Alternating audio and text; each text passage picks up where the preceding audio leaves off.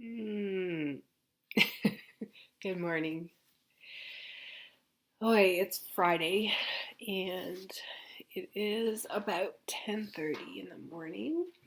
I'm working from home today, working from private practice. I had the week off. On Monday, I attended a wonderful workshop with a social worker named Michelle Gibson, and it was the Crisis Resource and Trauma Institute. Anyways, it was in London, and the topic was vicarious trauma, compassion fatigue, and burnout.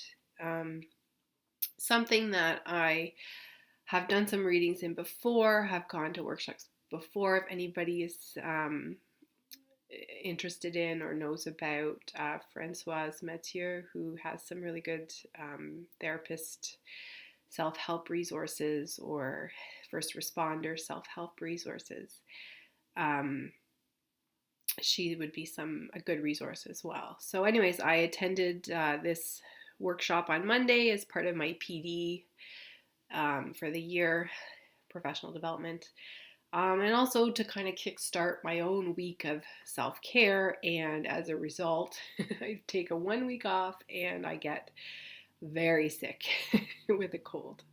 As you probably know, this winter in Ontario was particularly horrible. Maybe in Canada was particularly horrible in terms of the amount of disease and the amount of flu virus that was out there. And with the change in the weather and with my two little girls having stomach flu and pink eye in recent weeks, I guess it was only a matter of time before I became run down as well. So the title of this video this week is called Healing the Caregiver. And it's based on an article that I read and that I've used in practice with other counselors and therapists, and in my role as an instructor in various programs in mental health and addictions. I've used this tool very often. It's a wonderful article talking about the concept of the wounded healer, which is not from them, obviously.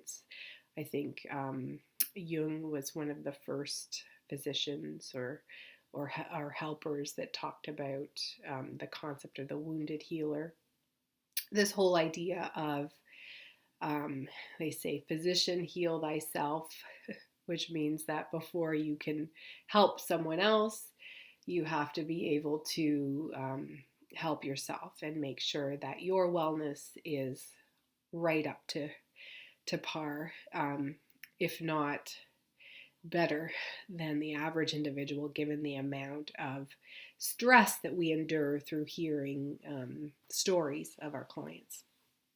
And not to say that we don't appreciate the stories or that it's not a rewarding career, but often the impact can be not so good with working in the long term as a counselor or a therapist if you're not taking care of yourself.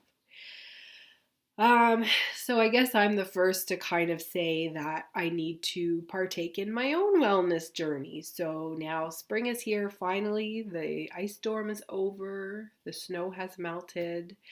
The tulips are starting to come up in my garden. It's quite a time for renewal and rejuvenation and restart.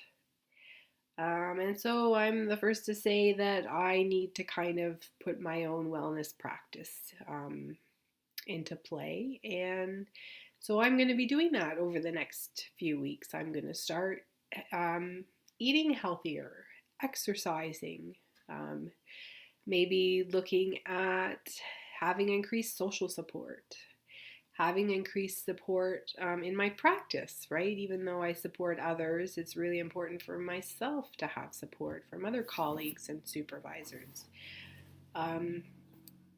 What else? Making sure that I'm moving, that I'm exercising. You probably don't know this about me because you don't know me that well. I've just started this kind of YouTube journey. That in 2010, I was a certified personal trainer, and I, was really into fitness and weightlifting and bodybuilding and nutrition. And so I have all those skills, and I think I need to start using them again. Um, Myself in my own journey, I know I've shared this before. I have lived experience with mental illness and addiction. I have struggled throughout the years with eating, and I guess what would be, uh, diagnosed as like binge eating disorder or even bulimia at times.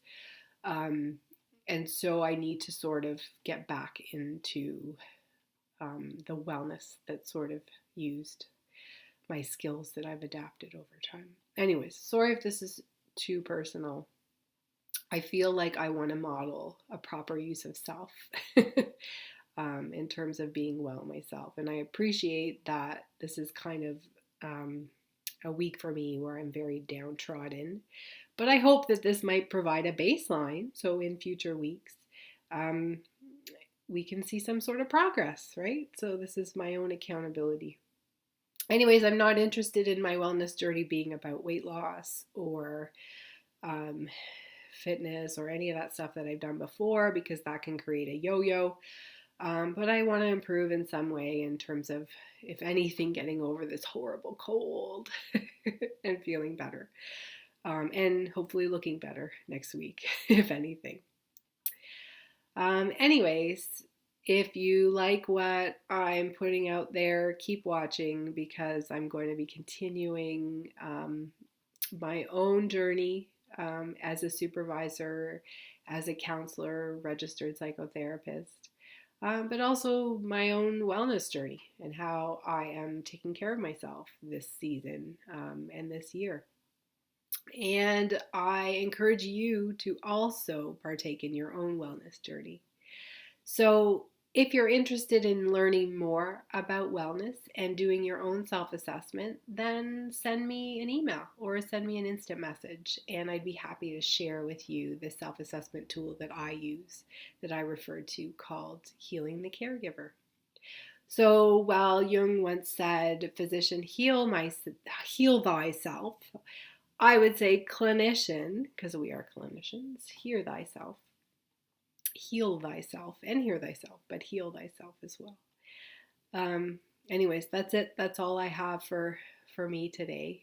Again, check out my website, paulineobrien.rp.com, or you can email me or send me a direct message through my website, and I can share with you the article on healing the caregiver with a really great self-assessment tool called the Wellness Wheel that you can do for your own information and to sort of come up with your own wellness plan and what that's going to look like.